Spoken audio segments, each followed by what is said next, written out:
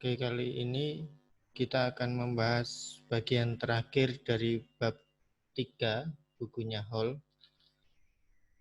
Yang akan kita bahas kali ini ada dua hal, yaitu auditing electronic data interchange, kemudian nanti bagian terakhir auditing PC-based accounting system. Kita mulai dari yang pertama dulu, auditing electronic data interchange. Nanti pada bagian ini yang akan kalian diskusikan adalah yang pertama, apa itu electronic data interchange atau pertukaran data secara elektronik, kemudian teknisnya bagaimana. Terus lanjut ke auditingnya. Jadi kalau mau mengaudit electronic data interchange, apa sasaran audit yang akan dicapai oleh auditor IT, kemudian nanti prosedur auditnya bagaimana terkait dengan electronic data interchange tersebut. Oke, kita masuk ke pengantar dulu. Di poin yang pertama ini intinya adalah banyak organisasi itu dalam proses bisnisnya menjalin kesepakatan dengan partner mereka, baik itu pemasok maupun customer. Kenapa mereka membuat kesepakatan untuk mengkoordinasikan aktivitas operasi terkait dengan penjualan, kemudian produksi, pembelian, dan lain sebagainya.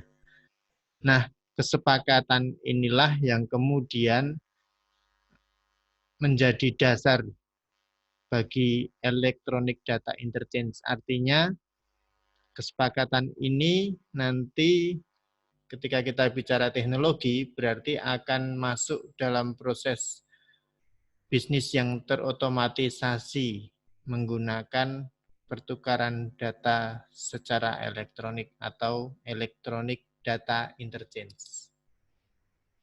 Nah, kalau kita lihat dari definisi, Hall mengajukan definisi ini terkait dengan electronic data interchange, yaitu the intercompany exchange of computer processable business information in standard format. Jadi, definisi dari electronic data interchange adalah pertukaran informasi bisnis antar perusahaan, di mana informasi itu nanti akan diproses oleh komputer dan disajikan dalam format yang standar. Nah, kemudian terkait dengan definisi itu, Hall menyampaikan bahwa ada beberapa fitur penting dari electronic data interchange, yaitu yang pertama, EDI is an inter-organization endeavor. A firm does not engage in EDI on its own. Artinya untuk poin yang pertama adalah yang namanya electronic data interchange itu sifatnya adalah antar organisasi. Kemudian poin yang kedua, the information systems of the trading partners automatically process the transaction. Jadi dari definisi itu tadi kita bisa melihat bahwa akan ada proses otomatisasi di sana terkait dengan agreement tadi. Ketika perusahaan sudah menjalin kesepakatan dengan partnernya, baik dengan supplier maupun dengan customer, maka kemudian kesepakatan itu nanti akan dieksekusi secara otomatis.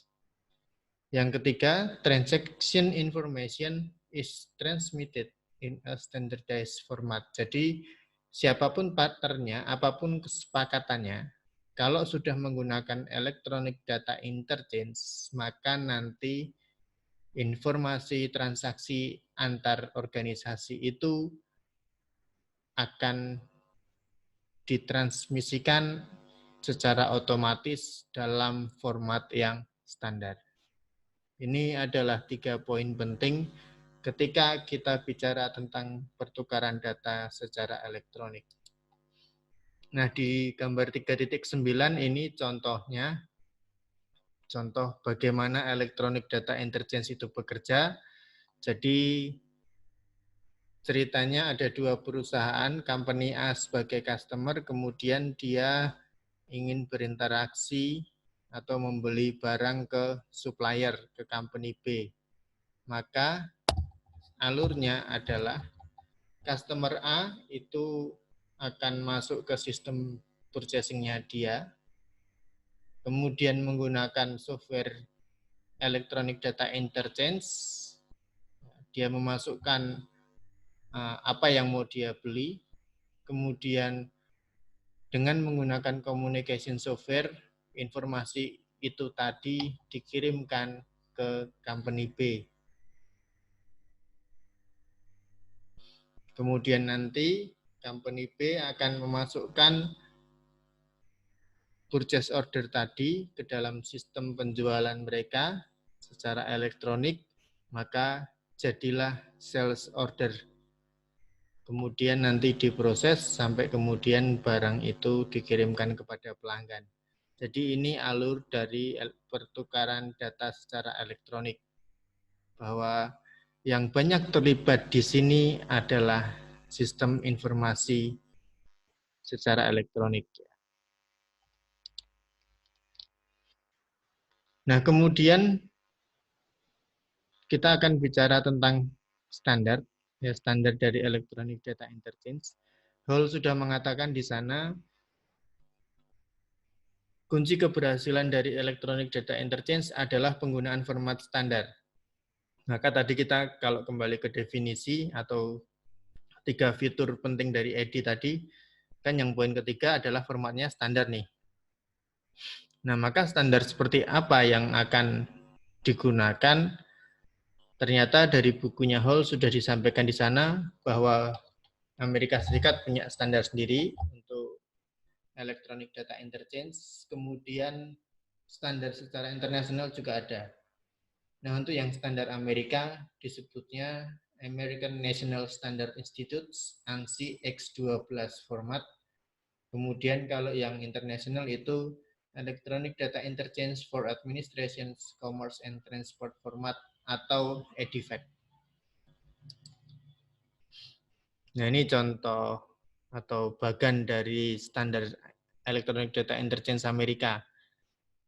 Standar ini intinya mengatur keseragaman format sehingga nanti perusahaan-perusahaan di Amerika yang mau menggunakan Electronic Data Interchange untuk melakukan aktivitas operasinya harus mengikuti format ini. Nah, nanti silahkan dibaca lebih detail dari bukunya Hall itu. Oke, kemudian kita masuk ke bagian berikutnya, manfaat dari penggunaan Electronic Data Interchange atau benefits of EDI. Ada beberapa manfaat yang bisa diperoleh oleh perusahaan kalau menggunakan EDI. Yang pertama terkait dengan data keying atau input data.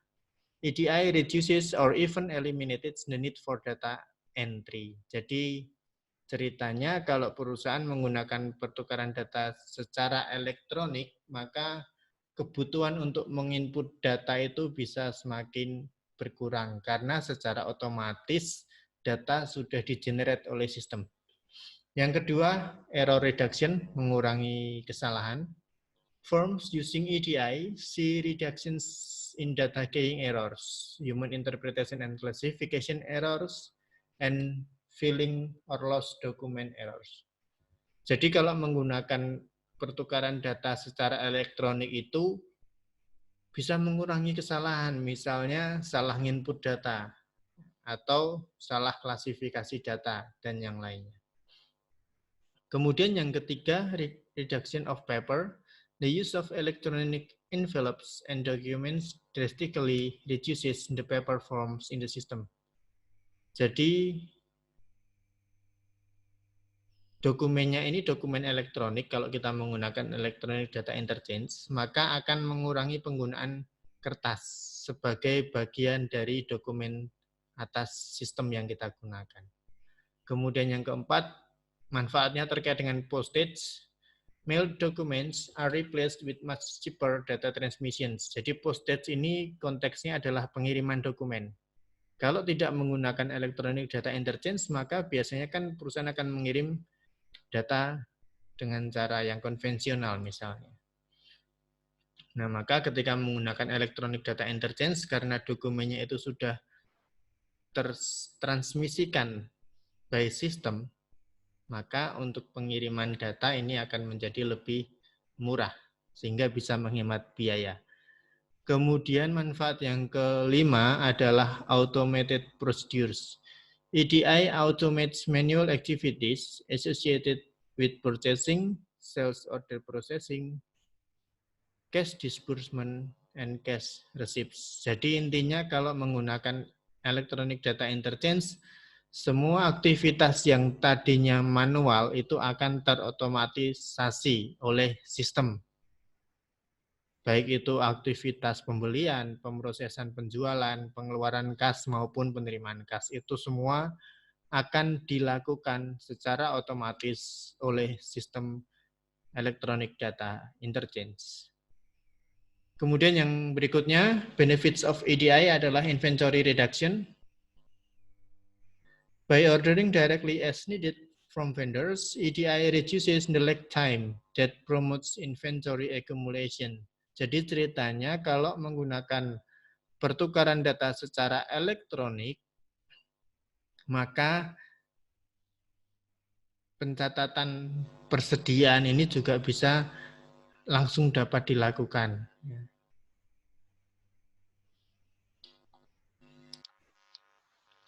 Nah, berikutnya ada konsep financial EDI. Di sini kita akan mengenal konsep yang namanya EFT atau Electronic Funds Transfer. Using electronic fund transfer for cash disbursement and cash receipts processing is more complicated than using EDI for purchasing and selling activities. Jadi, kalau tadi kalian sudah bisa melihat bahwa electronic data interchange itu berarti kan ada interaksi secara elektronik antar perusahaan. Nah, sekarang ada electronic data interchange dalam konteks finansial. Artinya, perusahaan akan menggunakan EDI jenis ini untuk untuk mengakomodasi aktivitas-aktivitas finansial. Nah, di sini sudah disebutkan electronic fund transfer itu sebagai contoh dari financial EDI. Dan financial EDI ini jauh lebih kompleks, lebih rumit daripada EDI yang hanya untuk purchasing dan selling saja. Kenapa lebih rumit? Karena poin yang kedua itu, EFT requires intermediary banks between trading partner. Jadi yang membuat lebih kompleks adalah karena di konsep EFT ini ada entitas lain yang tergabung di dalamnya, yaitu bank. Maka kalau kita lihat di sini, gambar 3.13, yang namanya EFT, ini kan EDI untuk finansial. Contoh, katakanlah di sini ada perusahaan yang membeli dan ada perusahaan yang menjual. Nah, ketika akan menggunakan EFT, maka di sini ada satu entitas lagi, yaitu perbankan. Nah, tambahan entitas inilah yang akhirnya membuat konsep EFT atau Financial EDI ini jauh lebih rumit daripada EDI yang tadi kalian pahami di awal. Nah, kenapa harus ada bank di sini? Karena nanti transaksi pembayaran itu juga akan dilakukan secara elektronik. Maka sistem flowchart-nya jadi seperti ini. Oke, kemudian pengendalian untuk EDI atau EDI controls. Yang pertama terkait dengan transaction authorization and validation.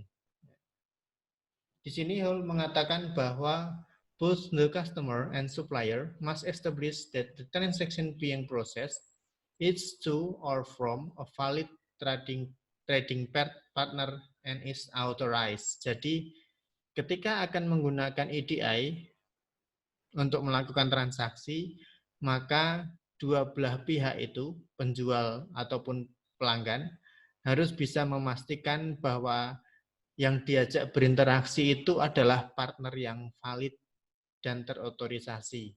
Maka nanti kalau kalian baca lebih detail untuk bagian ini, di sana sudah disebutkan langkah-langkah detailnya.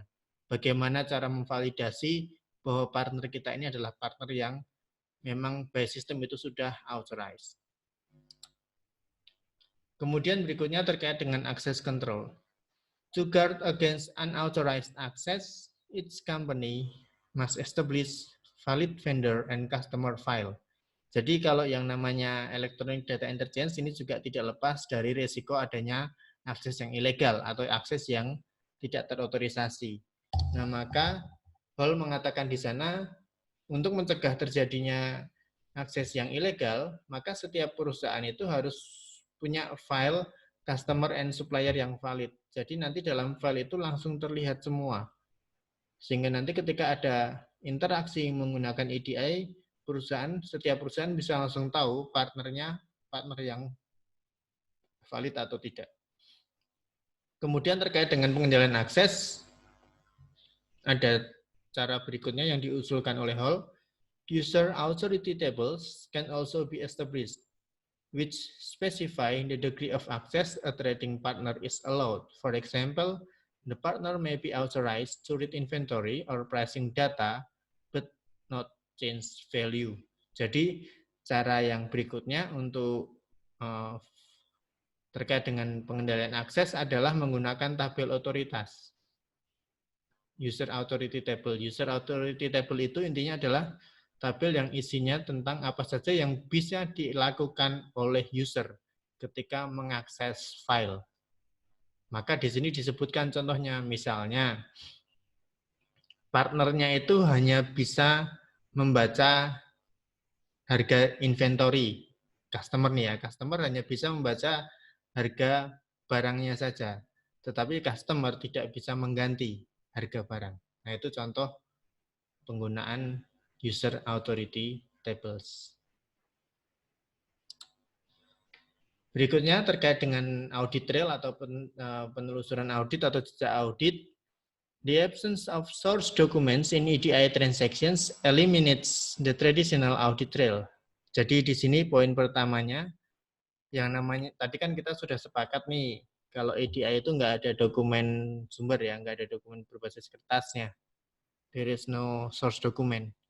Kalau dulu dalam konsepsi ya, kalau masih ingat, audit trail itu kan dilakukan dengan cara ngecek source dokumennya atau dokumen sumbernya. Misalnya, nilai piutang sebesar sekian itu ditelusur sampai ke sales order. Untuk melihat, untuk mengaudit nilai piutangnya benar atau tidak. Nah, EDI tidak ada hal seperti itu. Nah, terus gimana audit trail-nya? Apakah berarti kalau menggunakan EDI maka tidak perlu ada audit trail? Yang jelas, pertukaran data secara elektronik tetap memerlukan audit trail. Maka di poin yang kedua, one technique for restoring audit trail is to maintain a control log.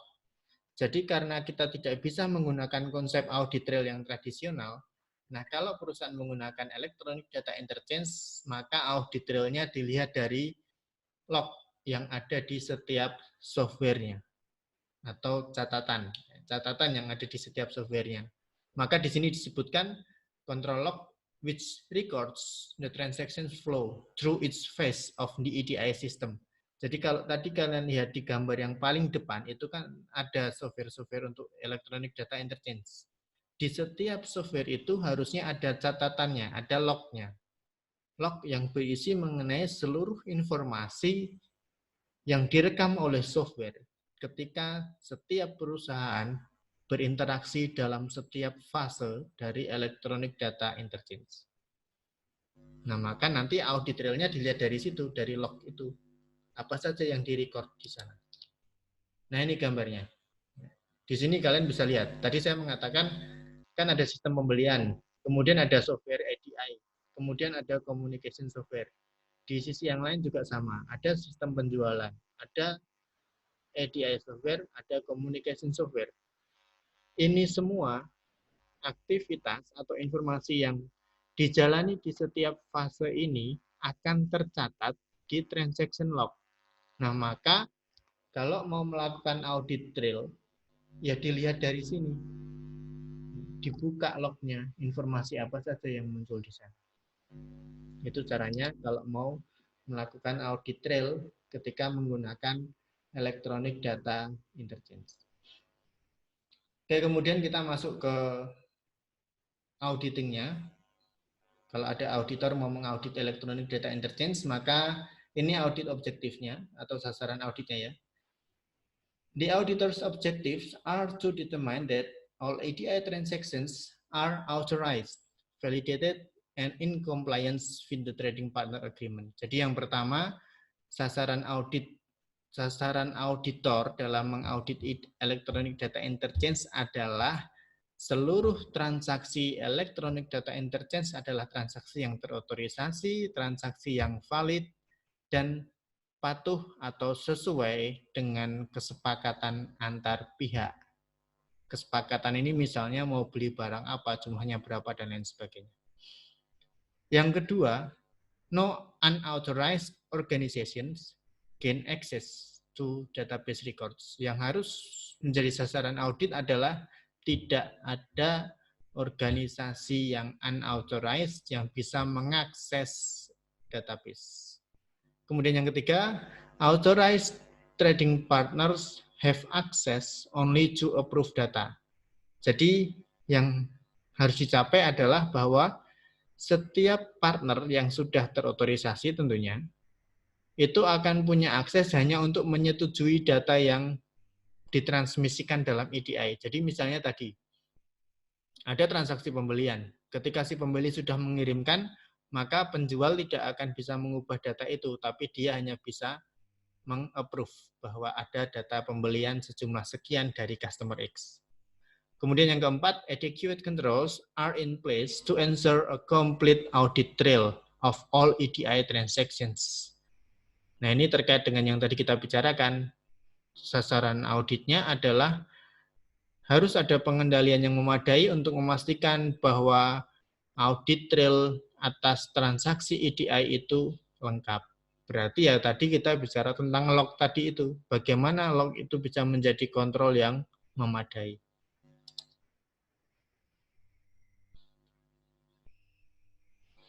Nah, dari sasaran audit itu kemudian bagaimana prosedur auditnya ketika auditor IT mau mengaudit electronic data interchange.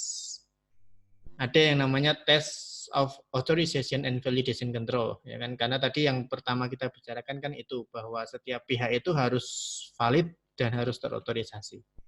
Nah, bagaimana mengetesnya, bagaimana mengujinya? Yang pertama, auditor should review agreements to validate transactions and ensure that information regarding valid trading partner is complete and correct. Jadi auditor harus mereview nih, ada agreement apa antar pihak itu untuk memastikan atau untuk memvalidasi transaksinya itu sesuai dengan agreement tadi, kemudian memastikan bahwa informasi itu lengkap dan benar. Kemudian yang kedua, examine the organization's valid trading partner file for accuracy and completeness. Jadi kalau tadi di awal kita sudah sepakat bahwa setiap partner itu harusnya punya file siapa saja partner transaksi yang valid kan gitu kan. Nah, maka file itu harus diuji juga oleh auditor. Auditor menguji file itu dalam rangka memenuhi unsur akurasi dan kelengkapan. Jadi yang pertama kalau akurasi ya berarti valid partnernya benar ya dan lengkap. Kemudian yang kedua prosedur auditnya adalah pengujian pengendalian akses. Karena tadi kita sempat bicara itu juga gitu kan. Bahwa yang namanya EDI itu juga akan menghadapi risiko unauthorized access kan gitu. Nah, maka untuk pengujian pengendalian akses yang bisa dilakukan oleh auditor ada beberapa hal. Yang pertama, the auditor should determine that access to the valid vendor or customer file is limited to authorized employees only. Jadi, auditor harus memastikan bahwa akses terhadap file valid vendor dan customer tadi itu hanya dimiliki oleh karyawan tertentu. Tidak semua karyawan bisa mengakses file ini. Terus gimana caranya? Pakai password kan biasanya. Maka auditor harus memastikan atau memverifikasi juga terkait dengan password-passwordnya dan authority tables-nya. Authority table seperti tadi itu, partnernya bisa melakukan apa saja terhadap file yang ada kan itu. Kemudian yang kedua, the trading agreement will determine the degree of access a trading partner should have to the firm's database records such as inventory levels and price lists. The auditor should reconcile the terms of trading agreement against the trading partner's access privileges stated in database authority table. Nah, ini terkait yang tadi kita sampaikan tuh. Misalnya, tadi di awal kita sudah diskusi bahwa kalau ada partner ini hanya punya wewenang terbatas terkait dengan database records. Misalnya, customer hanya bisa melihat harga barang, tapi dia nggak bisa ngubah harga barang. Nah, maka ini yang harus dicek oleh auditor. Auditor harus merekonsiliasi, harus mencocokkan yang ada di dalam agreement terhadap database authority table. Reconcile, cocok atau tidak nih. Kemudian yang ketiga, the auditor should simulate access by a sample of trading partners and attempt to violate access privileges. Jadi yang ketiga ini masih bicara tentang akses. Maka auditor bisa mencoba melakukan request akses masuk ke dalam EDI, bisa atau tidak, dengan melakukan simulasi. Ya, jadi melakukan simulasi akses dengan membuat atau dengan beberapa sampel dari partner trading tadi, kemudian mencoba masuk ke dalam sistem dan violate access privilege. Jadi mencoba masuk secara ilegal, bisa atau tidak. Ini untuk ngetes apakah pengendalian aksesnya memadai atau tidak. Artinya, kalau auditor mencoba masuk dan dia sebagai unauthorized partner, harusnya kan diblok oleh sistem. Akan menjadi masalah kalau ternyata auditor mencoba untuk violate access privilege, ya mencoba mengakali hak akses tadi dan ternyata lolos. Nah, ini menjadi sesuatu yang harus dipertanyakan. Berarti pengendalian aksesnya lemah kan gitu. Kemudian terkait dengan audit trail, ada yang namanya pengujian pengendalian audit trail. The auditor should verify that the EDI system produce a transaction log that tracks transactions through all stages of processing. Jadi, auditor harus memastikan, harus memverifikasi bahwa sistem pertukaran data secara elektronik itu menghasilkan catatan-catatan transaksi yang tadi sudah kita bahas, yang isinya adalah tracking atau semua informasi dari transaksi-transaksi itu yang muncul di setiap tahap pemrosesan datanya. Nah, ini harus diverifikasi nih oleh auditor, bahwa ada itu semua, lognya itu lengkap. Gimana caranya? By selecting a sample of transaction and tracing this through the process, auditor can verify that key data values were recorded correctly at its point. Jadi auditor mengambil sampel, ya, yang namanya auditing kan sampling juga ya, mengambil sampel dari transaksi-transaksi, kemudian melakukan tracing, dan auditor harus memverifikasi apakah nilai-nilai kunci key data value itu sudah dicatat secara benar atau tidak. Misalnya transaksi pembelian nominalnya benar, jumlah barangnya benar, dan lain sebagainya. Nah, itu materi terkait dengan auditing electronic data interchange. Kemudian kita lanjutkan pada bagian yang kedua dari bab 3 ini, auditing PC-based accounting system. Di sini nanti yang akan kalian lihat adalah bagaimana seorang auditor IT dapat mengaudit sistem akuntansi berbasis personal komputer. Kenapa ini menjadi penting? Karena asumsi dari bukunya Hall adalah yang menggunakan sistem akuntansi berbasis personal komputer adalah perusahaan kecil. Sementara kalau perusahaan besar, asumsinya sudah menggunakan mainframe dan lain sebagainya. Nah, ini menjadi penting karena siapa tahu nanti kalian juga ada yang bergerak di bidang audit IT dan ternyata klien kalian adalah small firm, small or middle company yang harus diaudit juga IT-nya. Maka nanti untuk materi yang kedua ini, harapan saya kalian dapat membayangkan bahwa kalian sedang berada dalam suatu organisasi yang skopnya terbatas, perusahaannya kecil, jumlah karyawan sedikit, dan lain sebagainya. Oke, ini pengantarnya dulu. The software markets offer hundreds of PC-based accounting system. Nah, jadi sebenarnya sistem akuntansi berbasis personal komputer itu sudah banyak sekali di pasaran.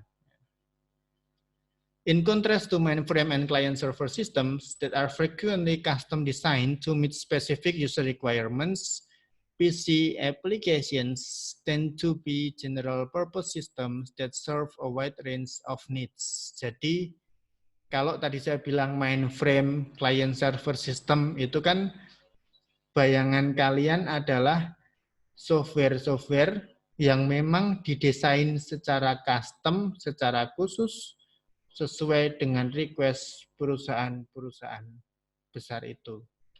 Nah, tetapi di sisi yang lain, yang namanya PC-based accounting system atau software sistem akuntansi berbasis personal komputer ini biasanya adalah software-software yang sifatnya general purpose. Jadi satu software itu bisa langsung dipakai oleh banyak perusahaan. Maka di sana disebutkan serve a wide range of needs. Kenapa? Karena software yang semacam ini, yang PC applications ini memang dibuat massal. Sementara kalau yang untuk perusahaan-perusahaan besar, biasanya kan custom, kan gitu ya, sesuai dengan kebutuhan mereka. Nah, kemudian di strategi allows software vendors to mass produce low cost and error-free standard products. Jadi strategi pembuatan software yang berbasis PC ini memungkinkan vendor-vendor software untuk memproduksi softwarenya secara massal dengan biaya yang rendah. Kenapa bisa disebut biaya yang rendah? Ya karena softwarenya itu massal, berarti kan didesain aja secara general. Yang membuat software itu jadi mahal kan kalau kita mengcustom. Misalnya perusahaan A, dia minta dibuatkan software akuntansi yang berbeda dari perusahaan yang lain, dari software yang lain. Nah, itu yang menjadi mahal. Itulah kenapa logika ini juga sama. Kalau kalian yang suka otomotif, mobil Xenia dengan mobil Ferrari itu kan selisihnya sangat berbeda. Mobil Ferrari jauh lebih mahal. Kenapa? Karena custom, spesial produk, dibuat dalam jumlah terbatas. Tetapi kalau produk yang dijual massal, itu pasti cost-nya lebih rendah. Logikanya seperti itu. Nah, maka kemudian poin yang berikutnya, not surprisingly, PC accounting systems are popular with smaller firms. Jadi, sistem akuntansi yang massal ini, yang general purpose ini memang banyak dipakai oleh perusahaan-perusahaan kecil. Minimal mereka sudah bisa menggunakan software untuk mengotomatisasi sistem dan mengganti sistem manual yang mereka gunakan selama ini, sehingga perusahaan kecil pun juga bisa menjadi lebih efisien dan lebih kompetitif. Ini pengantarnya dulu, kenapa ada istilah PC-based accounting system. Jadi, harapan saya, bayangan kalian adalah yang namanya sistem akuntansi berbasis PC itu ya software-software akuntansi yang umum yang banyak dijual di pasaran. Ya, kata kalau obat ya obat generik lah kan itu. Sistem yang generik yang bisa dipakai oleh siapapun. Nah, kemudian software berbasis PC ini biasanya didesain secara modular. Modular itu artinya di dalamnya ada banyak modul di dalam software itu, di dalam sistem itu. Modulnya apa saja? Di poin yang kedua itu, typical business modules include sales order processing and AR, ya, account receivable, purchases and account payable, cash receipt, cash disbursement, general ledger, and financial reporting, inventory control, and payroll. Jadi ini adalah modul-modul yang standar yang biasanya ada di dalam sistem akuntansi, yaitu modul pembelian. Kalau pembelian berarti kaitannya dengan account payable ya, utang dagang. Yang kedua penjualan, kalau penjualan kaitannya dengan piutang, maka sales order and account receivable itu satu paket. Kemudian yang ketiga, cash receipt, penerimaan kas, pengeluaran kas, general ledger and financial reporting, ini penjurnalan dan pelaporan keuangan. Kemudian pengendalian sediaan dan penggajian. Jadi kalau kalian lihat, sistem akuntansi berbasis PC ini juga modulnya sangat lengkap, menggambarkan seluruh aktivitas bisnis perusahaan. Their modular design provides users with some degree of flexibility in tailoring systems to their specific needs. Jadi modul-modul itu sudah didesain sedemikian rupa sehingga sebenarnya perusahaan-perusahaan yang pakai sistem akuntansi berbasis PC itu juga bisa sedikit melakukan penyesuaian agar software itu tetap bisa dipakai sesuai dengan kebutuhan mereka, meskipun konteksnya bukan kustomisasi secara besar-besaran.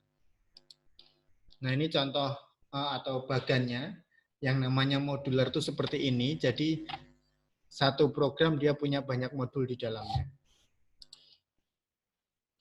Nah, berikutnya kita akan bicara tentang risiko-risiko dan pengendalian apa saja yang bisa muncul dari sistem personal komputer. Yang pertama, operating system weaknesses atau kelemahan dari sistem operasinya. In contrast to mainframe systems, PCs provide only minimal security for data files and programs contained within them. Jadi, karena ini software-nya untuk umum, low cost ya, general purposes, maka biasanya software-software yang seperti ini tingkat keamanannya juga sangat minimalis. This control weakness is inherent in the philosophy behind the design of PC operating system. Jadi kenapa kok minimalis? Ya ini karena ada filosofinya. Ya, filosofinya ini terkait dengan filosofi desain dari sistem operasi berbasis personal komputer. Filosofinya adalah yang namanya sistem operasi personal komputer itu biasanya single user system atau hanya dipakai oleh satu user. Nah, kalau sistem yang seperti ini biasanya dirancang agar komputer itu mudah dipakai. Mudah dipakai dan mudah memberikan akses, tidak membatasi akses. Itulah filosofinya kenapa software-software berbasis PC itu biasanya security-nya atau keamanannya minimalis, agar bisa dipakai banyak orang dan tidak menyusahkan, intinya itu.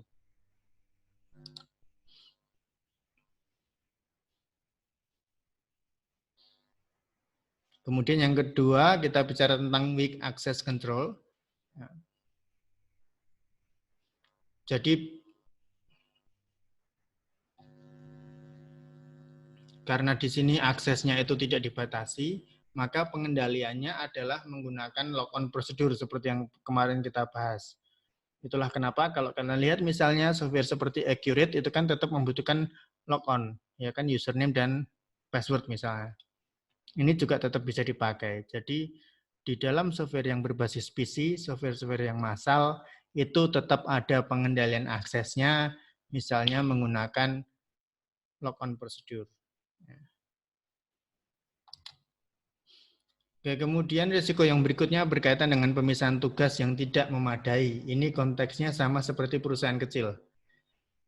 Employees in PC environments, particularly those of small companies, may have access to multiple applications that constitute incompatible tasks. Jadi kalau kalian bayangkan karyawan-karyawan yang pakai software seperti ini kan biasanya dipakai di perusahaan kecil ya. Perusahaan kecil berarti jumlah karyawan terbatas.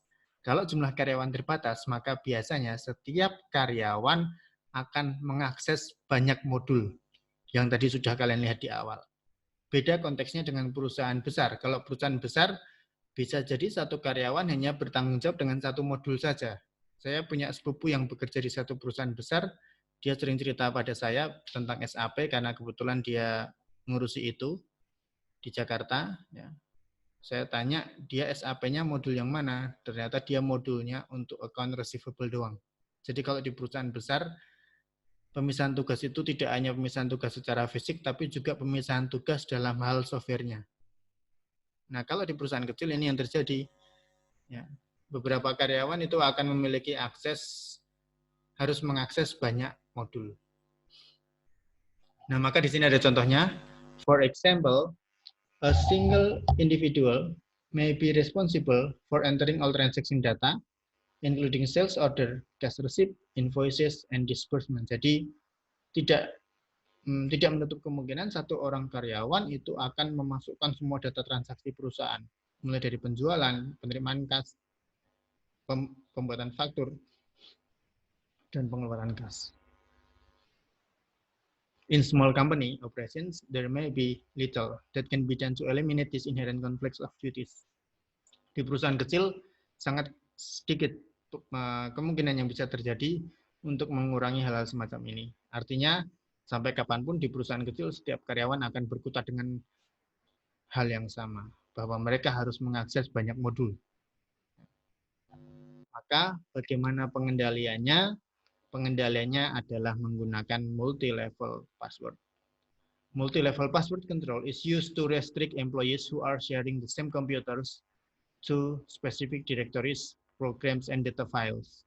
Under this approach, different passwords are used to access different functions. Jadi, ketika pemisahan tugas secara software itu tidak bisa dilakukan, maka pengendaliannya adalah menggunakan password bertingkat. Artinya, setiap modul yang akan diakses oleh karyawan itu punya password masing-masing. Nah, ini yang akan menjadi pengendalian. Ketika ternyata by system pun pemisahan tugas tidak bisa dilakukan. Sehingga nanti fraud juga tetap akan bisa dihindari. Oke, kemudian risiko berikutnya adalah risiko pencurian. Ini jelas, because of their size, PCs are objects of theft. Jadi, ya personal komputer itu kan jelas akan lebih gampang dicuri ya daripada mainframe atau komputer yang besar dan lain sebagainya. Apalagi sekarang PC diganti laptop. Nah, laptop ini semakin besar juga resikonya kan gitu. Nyolong laptop kan lebih gampang daripada kalian nyolong viewer kan gitu.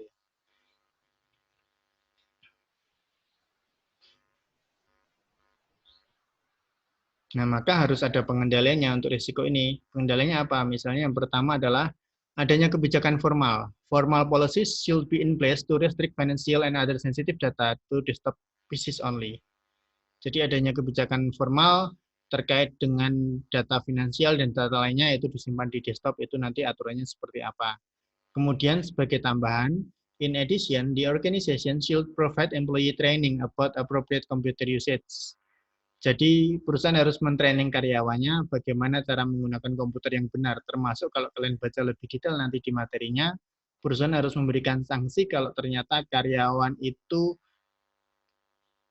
melakukan kesalahan, misalnya membocorkan data yang sensitif. This should including stated penalties for stealing or destroying data. Kemudian pengendalian lainnya adalah untuk risiko pencurian ini. Also, anti-theft security logs can be effective for preventing opportunistic theft. Jadi, pengendalian berikutnya yang bisa dipakai untuk mengurangi risiko pencurian adalah adanya kunci pengaman. Maka kalau kalian lihat di lab komputer kita, di LKD, monitor-monitornya itu kan ada lognya. Itu untuk mengamankan PC, karena PC itu risiko pencuriannya sangat besar. Kemudian risiko berikutnya adalah prosedur pencadangan atau backup. Prosedur pencadangan yang lemah ini biasanya. Ya. Kenapa disebut lemah? Ini poin yang terakhir. Because of lack of computer experience and training, users fail to appreciate the importance of backup procedures until it's too late. Jadi karena kurangnya pengetahuan dari karyawan, kurangnya training, akhirnya karyawan itu tidak menyadari bahwa yang namanya backup itu penting. Hingga semuanya terlambat. Artinya apa? Misalnya ternyata ada masalah dengan sistem komputer, tidak bisa dibuka, datanya hilang, padahal belum di backup. Nah, ini masalah.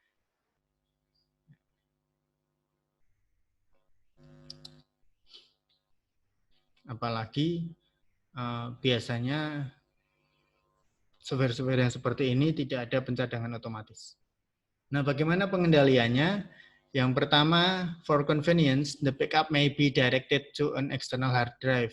Jadi, backupnya bisa dilakukan menggunakan hard disk eksternal. Yang kedua, Another excellent option is to contract with an online backup service that encrypts and copies the PC host data to secure location.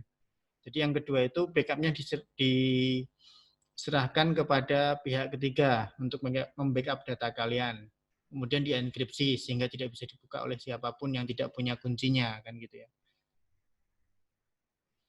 Backup yang seperti ini nanti berbasis cloud biasanya, jadi begitu komputer terhubung dengan internet, proses pencadangan bisa langsung otomatis berjalan. Jadi kalaupun karyawan lupa, tidak membackup, tapi ternyata backupnya sudah jalan secara otomatis. Kemudian risiko berikutnya adalah infeksi virus, ini jelas kalian juga sudah paham, personal komputer itu ancaman terbesarnya adalah virus.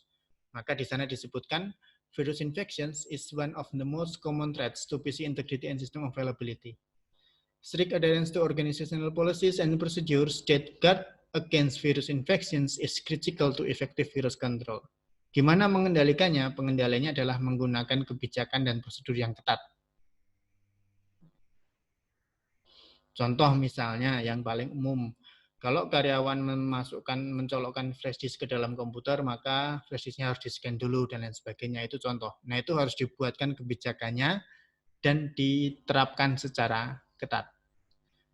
Kemudian pengendaliannya misalnya menggunakan antivirus. Ya. The organizations must also ensure that effective antivirus software is installed on the PCs and kept up to date. Jadi harus ada antivirus di setiap komputer, kemudian pastikan bahwa antivirusnya itu sudah di-update secara berkala.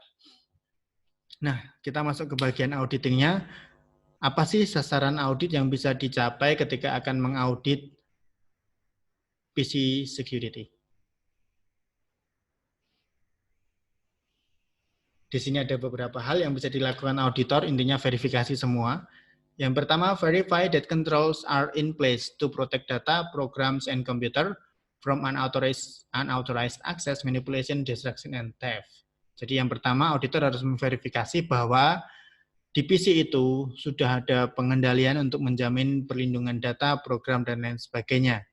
Yang kedua, verify that adequate supervision and operating procedures exist to compensate for lack segregation between the duties of users, programmers, and operators. Ini konsepnya sama seperti konsep pemisahan tugas yang pernah kita bicarakan di bab 1. Bahwa kalau pemisahan tugas itu tidak ada, maka gantinya adalah supervisi yang ketat. Berarti, hal yang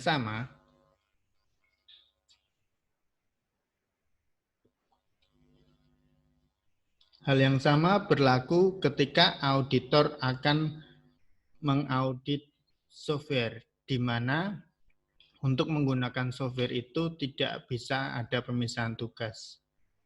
Berarti apa yang harus dilakukan auditor? Memverifikasi bahwa ada supervisi yang memadai, ada prosedur operasi yang memadai terkait dengan user dan penggunaan sistemnya. Kemudian yang ketiga, auditor harus memverifikasi bahwa ada prosedur pencadangan untuk mencegah terjadinya data loss atau kehilangan data karena kegagalan sistem, error, dan lain sebagainya. Yang keempat, auditor harus memverifikasi bahwa pemilihan sistem dan prosedur untuk mendapatkan sistemnya itu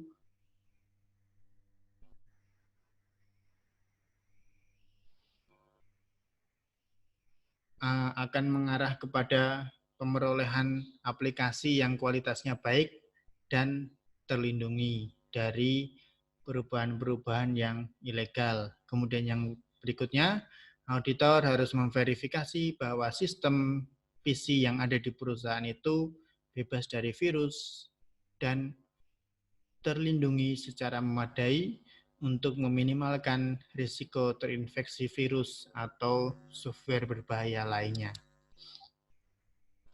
Nah, itu tadi sasaran auditnya. Maka kemudian untuk mencapai sasaran itu, prosedur audit apa yang harus dilakukan auditor? Di sini ada beberapa hal yang nanti akan kalian lihat. Lumayan banyak ya. Maka nanti pelan-pelan dipahaminya. Yang pertama, auditor harus mengobservasi bahwa setiap PC ini disebutnya physically anchored. Jadi setiap komputer personal itu sudah diamankan secara fisik, entah itu digembok atau pakai rantai yang ada kuncinya dan lain sebagainya, untuk mengurangi peluang dicuri. Kemudian the auditor should verify from organizational charts, job desk, and observation that programmers of accounting system do not also operate those systems. In smaller organizational units where functional segregation is impractical, the auditor should verify that there is adequate supervision. Jadi ini sama seperti yang tadi. Karena idealnya kan yang namanya programmer itu, programmer dari sistem akuntansi tidak boleh mengoperasikan kan gitu ya. Dulu kalian sudah pelajari itu. Kalau saya sebagai programmer, saya yang membuat sistem akuntansinya, dan saya yang mengoperasikan sistem akuntansinya sehari-hari, maka saya bisa melakukan fraud di sana dengan gampang. Tinggal saya otak-atik aja programnya, saya bisa menghasilkan fraudulent financial reporting. Nah, tetapi kan ini perusahaan kecil nih ya. Otomatis pemisahan tugas kan nggak bisa seperti itu. Maka seperti yang di sasaran audit tadi, berarti auditor harus memverifikasi bahwa ada supervisi yang memadai, sehingga fraud itu tetap bisa dihindarkan meskipun pemisahan tugas tidak bisa dilakukan.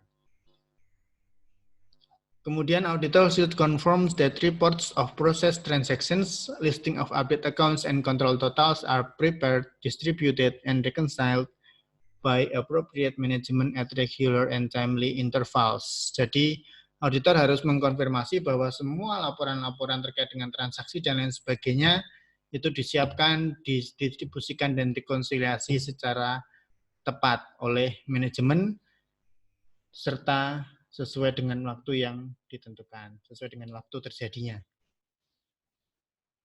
Kemudian yang berikutnya, auditor juga bisa mengaudit terkait dengan multi-level password tadi. Auditor should determine that multi-level password control is used to limit access to data. Jadi, auditor harus memastikan bahwa ada multi-level password itu untuk mengamankan akses dan konsisten dengan job desk karyawan. Jadi, misalnya saya bagian penjualan nih, ya saya cuma bisa mengakses penjualan doang, kemudian sediaan dan pelaporan misalnya. Saya nggak bisa mengakses yang penggajian, misalnya seperti itu. Atau bagaimanapun tergantung kebijakan perusahaan. Yang penting auditor harus melihat bahwa akses authority itu sudah sesuai dengan job desk-nya karyawan. Oke, kemudian berikutnya, ini terkait dengan pencadangan tadi ya. Kalau ternyata menggunakan hard disk eksternal, maka auditor harus memastikan bahwa drives are removed and stored in a secure location when not in use. Jadi hard disk eksternal itu kalau nggak dipakai, jangan biarkan mencolok atau jangan biarkan menancap di komputernya. Harus dicabut dan disimpan di lokasi yang aman. Ingat, karena hard disk eksternal di sini konteksnya sebagai sarana pencadangan. Kemudian poin berikutnya, auditor bisa melakukan verifikasi terhadap prosedur backup. Gimana caranya? Comparing data values and dates on the backup keys to production files. Jadi, cara auditor ngecek prosedur backupnya benar atau tidak itu dengan cara membandingkan data yang ada di hard disk backup tadi dengan data aslinya. Nanti bisa dilihat kontennya sama atau tidak. Kemudian auditor juga bisa melihat bagaimana frekuensi backupnya, reguler atau tidak. Karena kan itu akan selalu terlihat tuh. Kalau kalian melakukan backup file, kan ada tanggalnya, ada jamnya. Nah, dari situ akan terlihat dengan jelas apakah prosedur backup dilakukan secara rutin atau tidak. Nah, bagaimana kalau ternyata menggunakan backup online seperti yang tadi saya sampaikan, yang cloud itu? Jawabannya ini. If an online backup service is used, the auditor should verify that the contract is current and adequate to meet organization's need. Jadi kalau menggunakan online kan itu berarti menggunakan jasa pihak ketiga. Maka auditor harus memverifikasi kontraknya dulu, perjanjiannya sudah diperbarui atau belum. Kemudian apakah jasa yang mereka tawarkan itu memang sesuai, memang bisa memenuhi kebutuhan perusahaan. Kemudian yang poin berikutnya ini terkait dengan pemerolehan softwarenya, cara mendapatkan softwarenya. By selecting a sample of PCs, auditors should verify that their commercial software packages were purchased from reputable vendors and are legal copies.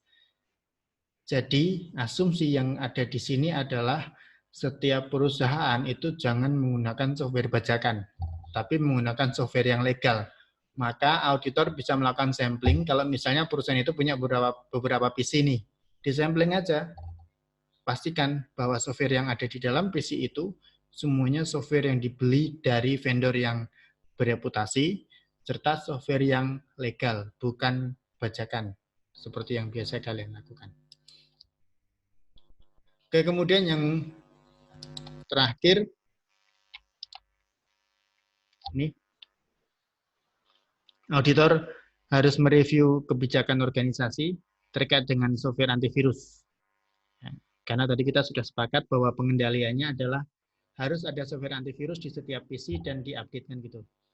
Nah, kebijakan terkait dengan software antivirus yang dimiliki perusahaan itu harus mencakup beberapa hal. Misalnya yang pertama, antiviral software should be installed on all microcomputers and invoked as part of the startup procedure when the computers are turned on. Jadi, software antivirus itu harus diinstal di semua PC dan harus aktif ketika komputer dinyalakan.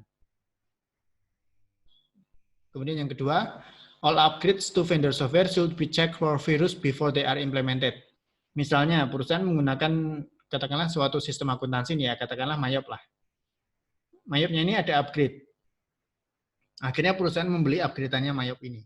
Nah, ketika perusahaan membeli upgrade-an seperti ini, harus ada kebijakan dari manajemen bahwa software baru, upgrade-an atau software yang baru sama sekali, itu harus dicek apakah bebas dari virus dulu, sebelum nanti software itu diinstal di komputer. Kemudian yang ketiga, all public domain software it should be examined for virus infection before it is used. Ini software yang jenis khusus ya, public domain software itu harus bebas dari virus juga. Kemudian yang keempat, current versions of antiviral software should be available for all users. Jadi idealnya di dalam kebijakan manajemen itu ada poin yang menyatakan bahwa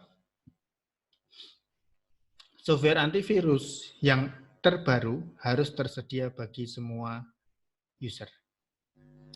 Nah, kira-kira itu materi kita tentang bab 3. Jadi setelah 3 video dari yang 2 minggu yang lalu sampai yang hari ini, maka selesai sudah pembahasan kita mengenai auditing operating system and network.